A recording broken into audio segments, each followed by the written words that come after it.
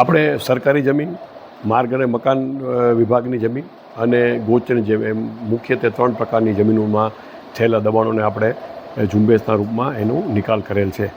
આપણે સરકારી જમીનમાં જોઈએ તો કુલ 1042 દબાણદારોનું 92 હેક્ટર જેની કિંમત 420 કરોડ થાય છે એ દૂર કરેલ છે.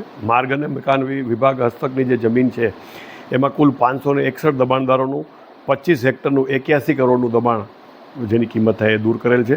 જ્યારે ગોચરણ જોઈએ તો 2269 દબાણદારોનું 670 હેક્ટર ગોચર જેની કિંમત 755 કરોડ જેવી થવા થાય છે તે દૂર કરાયેલ છે. કુલ જોઈએ તો 3872 દબાણદારોનું 787 હેક્ટર જમીનની જેની કિંમત 1256 કરોડ જેટલી થવા થાય છે તે દબાણ દૂર કરવામાં આવેલ છે.